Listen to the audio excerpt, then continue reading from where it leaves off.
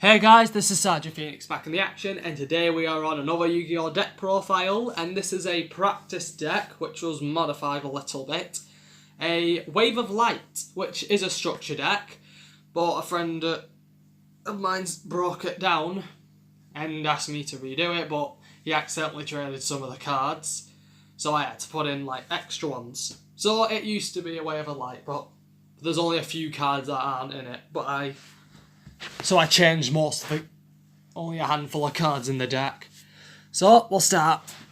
As usual, monsters, spells and traps and extra deck. So first we have I can never say its name, Ernite Parsif. And this card has a piercing battle damage, because if it attacks the defense position monster, inflict battle damage.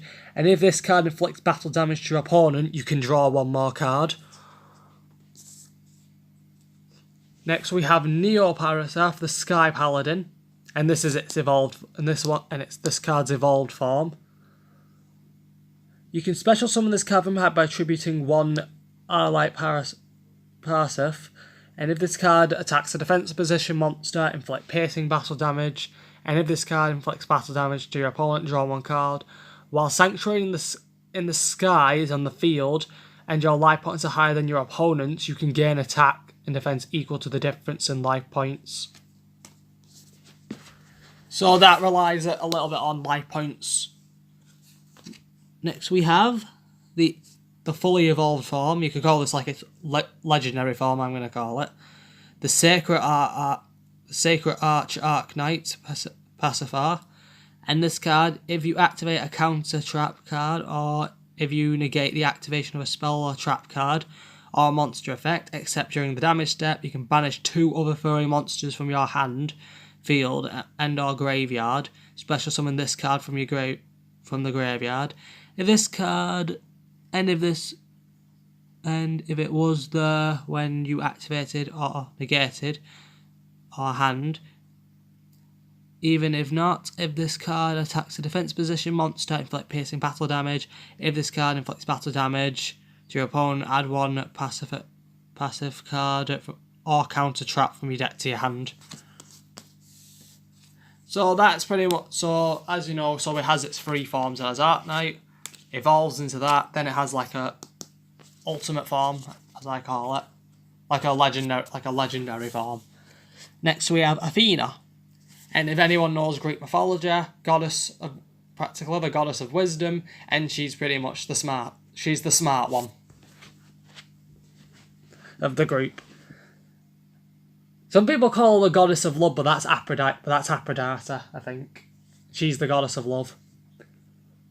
If another fairy monster or monsters is summoned, inflict 600 damage to your opponent. Once per turn, you can send one face-up fairy monster you control to the graveyard, except Athena. Then target one fairy monster in your graveyard, except Athena. Special summon that target.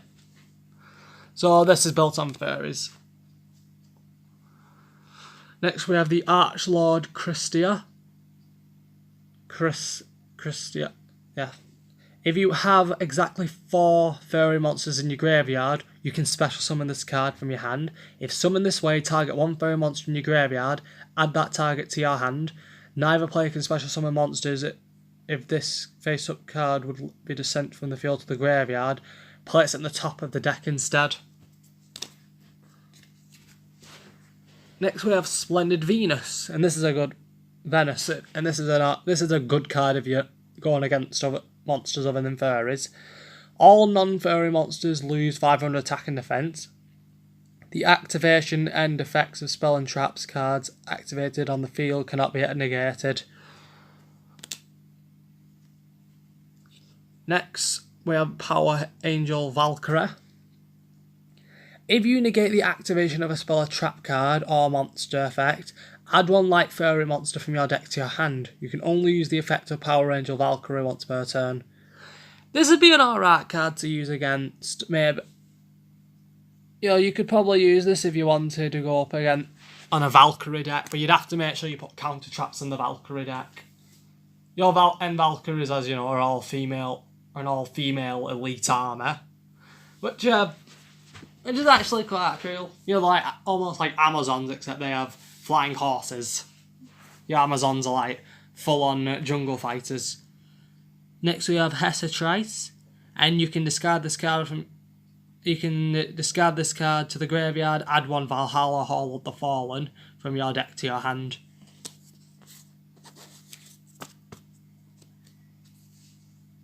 And Valhalla is a spell card, and it's a really good effect if you're using fairies. You can use it in Time Lords. Next we have Herald of Orange Light, and it's a tuner. When your opponent activates a monster effect, quick effect, you can send this card and one other fairy monster from your hand to the graveyard and get the activation if you do destroy it. Next we have Herald of Green Light. When your opponent activates a spell card, quick effect, you can send this card and one other fairy monster from your hand to the graveyard and negate the activation to destroy it. And the next one, Herald of Purple Light, and this works for traps. If your opponent would activate a trap card, quick effect, you can send this card and one other fairy monster from your hand to the graveyard, negate the activation if you do destroy it. So the Heralds are pretty much like negations. Next we have Gelandur.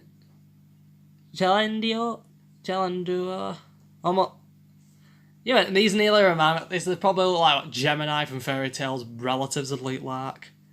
And Gemini are like these celestial spirits from the anime series Fairy Tail. And they kind of make me laugh because of the shapeshift, because they can shapeshift. And this card cannot be destroyed by battle. If you take any damage, destroy this face-up card. If this card, you can end of this card, and this card can be treated as 2 tributes for the tribute summoning of a light fairy monster. So this works as like your double. This can work like double summon, not like double summon actually. It works more like Trojan Horse for Crowler's Ancient Gear deck. And Trojan Horse, if you want to sacrifice, let's say I want to summon Ancient Gear, my Trojan Horse can be treated as 2 monsters for attributing. So that because as long as it's because I can make it count as 2 monsters for attributing, as long as it's an Earth attribute. Next we have Nova Summoner. And if this card is destroyed by battle and sent to the graveyard, you can special summon one light fairy monster with 1500 or less attack from your deck. If the Sanctuary of the Sky card is on the field, you can special summon the Arclight Parasite card instead. Next we have Harvest Angel of Wisdom. When this card is destroyed by battle and sent to the graveyard, you can target one counter trap in your graveyard, add it to your hand. Next we have Honest, and if nobody puts this card in a good deck, you're an idiot.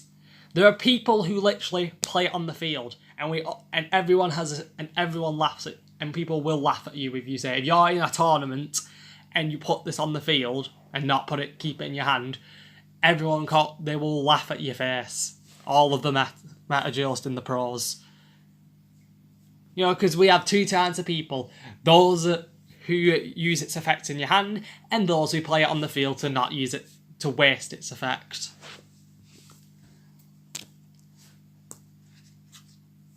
And literally someone I know actually played it on the field. Literally everyone laughed at him.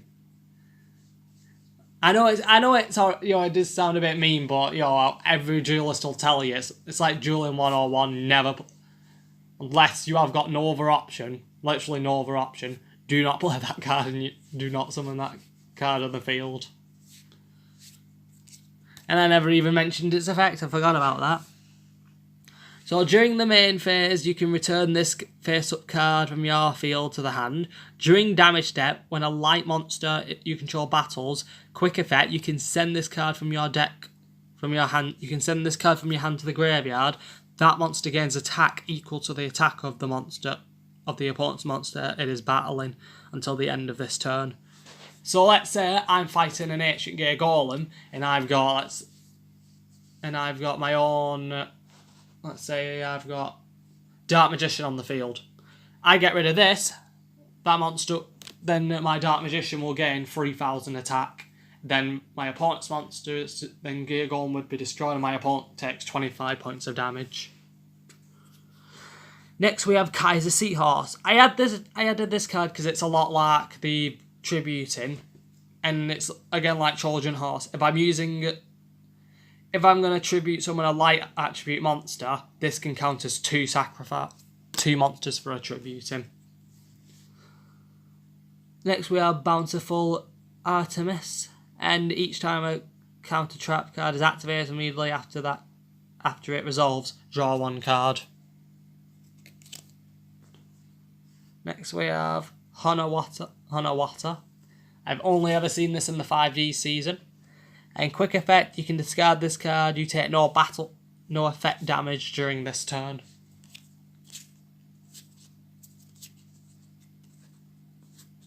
Just sign that out. Next we have DD Sprite.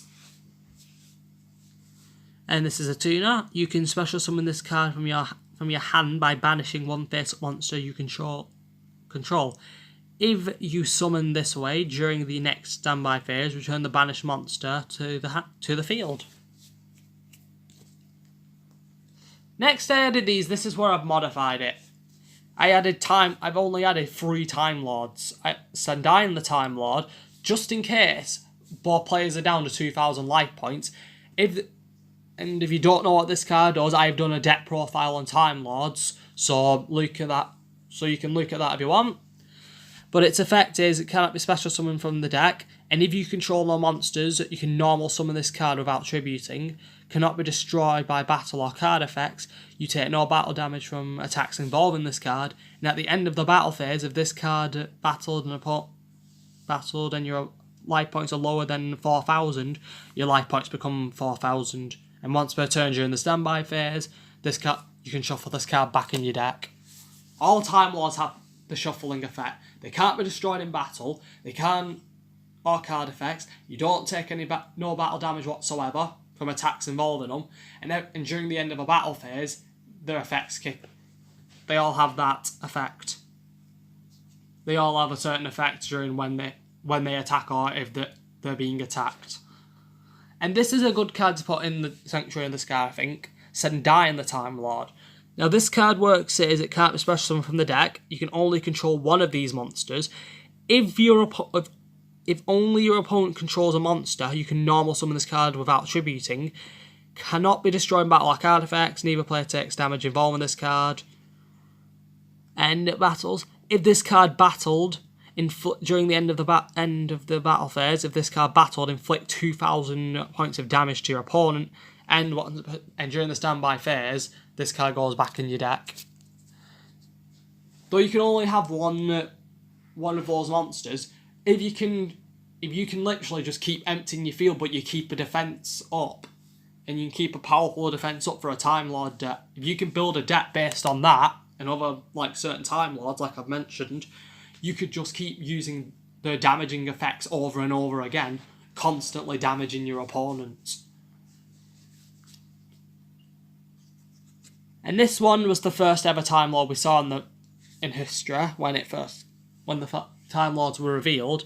Metayin the Time Lord. Like all their effects, can't be special summoned from the deck. If you control monsters, normal summoning without tributing. Don't take battle damage. Not destroyed by battle or card effects. During the end of the battle phase, now if this card attacked or was attacked, return all of the monsters on the field to the hand, and if you do, inflict 300 points of damage to your opponent for each one card returned. And this one kicks in when it was attacked. So technically during the end of a battle phase, if it was involved in a fight and my opponent has 5 monsters on the field, they're all going back to a hand, but if they're all extra deck monsters, they go back to the extra deck, and he'll lose technically 1,500 life points in total because of it. 300 times 5 equals 1,500. I added in this card just in case. You never know. It's a favourite, and a friend asked if there was a way for me to put it in the deck, because I have literally got a good few of these. I have got a good few of these ones at home still in the box, and this is only like a small collection of what I got. All the decks are in a briefcase that I have. And legendary Majukarzet, and I love the Majukarzet monsters. I think they're my favourite thing. Because I have them in my own personal deck, which are Layer of Darknesses, but it also works with these as well. Which the deck does, but I've modified the deck. If you want to see that deck, comment down below. But it's not a Layer of Darkness. It's not a virus. I call it my Shadow Hunter deck. Or you could, and some people call it the Shadow Plague. Some people call it Shadow Plague because during high school we all had little nicknames for each other when we were dueling. I always used dark attributes when hunting down duelists. Everyone gave me the nickname Shadow Claw, which was it was an alright card, but for some reason they spelt it with a Z, not an S. Even though you spell shadow with an S, but they spelt it with a Z. I don't know. I think the pronunciation would be like Shadow Claw, which Shadow, which doesn't sound right.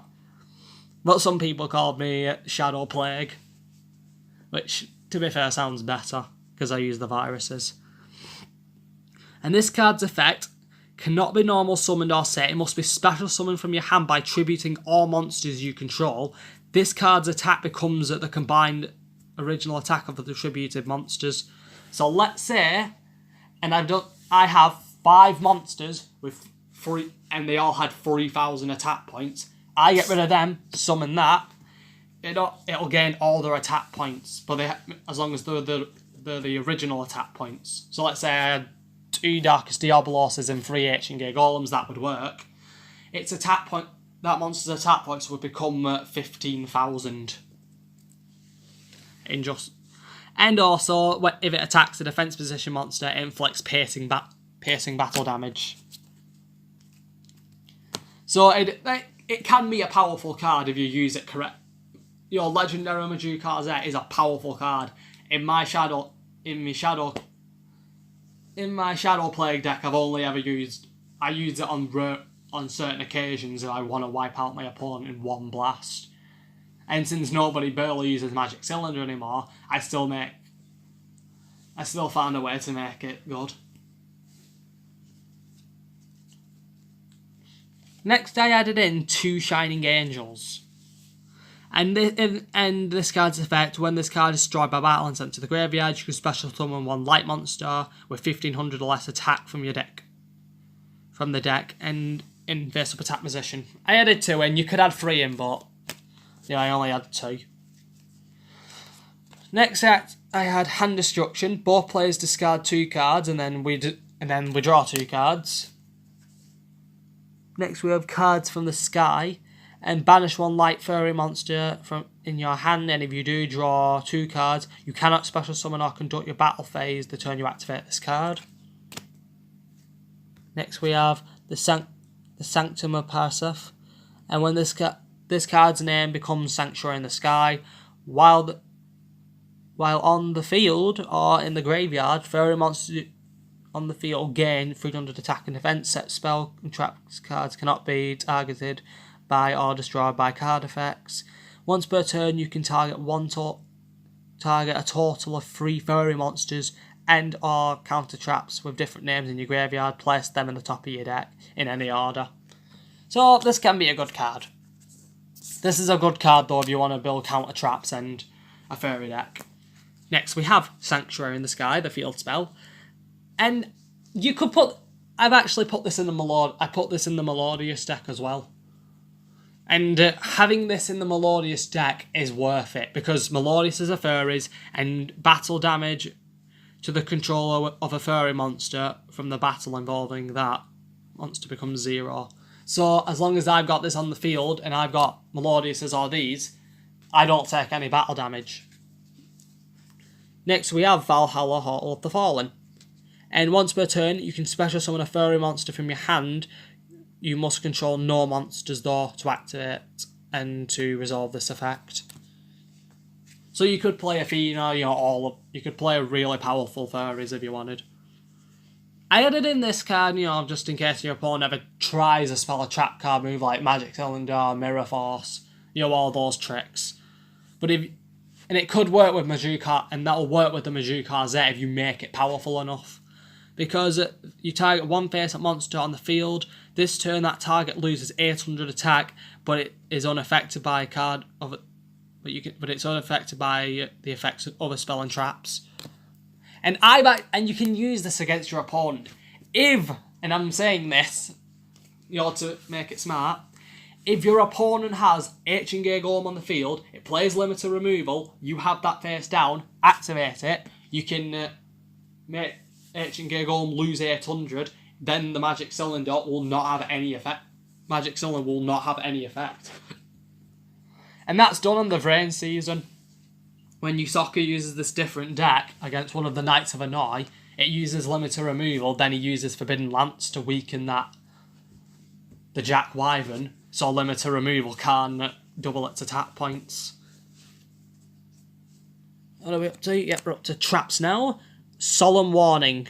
When a monster would be summoned, or when a spell or trap card or monster effect is activated that includes the effect that special summons a monster, pay 2,000 life points to negate the summon or activation. If you do, destroy it. You have to make sure it's an effect that would let them special summon a monster. Next we have Recall.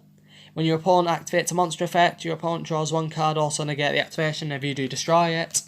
Dark Bribe. If your opponent activates a spell and trap card, your opponent draws one card, then it's negated. Then that card's negated and destroyed. Ultimate Providence. When a spell or trap card or monster effect is activated, discard the same type of card, monster, spell or trap, negate the activation, and if you do, destroy it. Rebirth of Paraseth. When a spell or trap card or monster effect is activated, reveal one counter shop in your hand, then discard one card and pay 1,000 life points to negate the activation. If you shuffle that card into the deck, then you can special summon a Paraseth monster from your deck or extra deck. And I don't have any of the certain monsters from the extra deck, so it's I've been looking, but I've been looking everywhere for the extra deck monsters for these, but they've been challenged.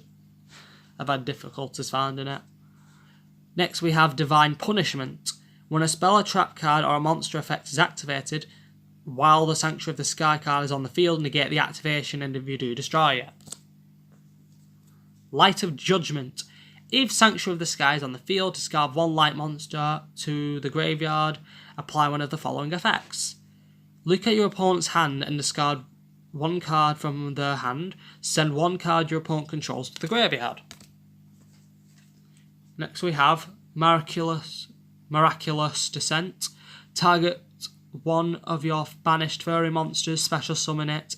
When this card leaves the field, destroy that monster. When that monster is destroyed, destroy this card. Next we have Rise to Full Height. And this is an alright defense. Target one face-up monster on the field, double its defense, but its defense becomes 0 at the end of this turn. You can banish this card from your graveyard, then target one monster you control. Your opponent monster cannot attack for the rest of the... Opponents cannot attack the rest of the turn except the target, except to attack that monster. You can only use the effect of Rise, and you can only use its effect once per turn.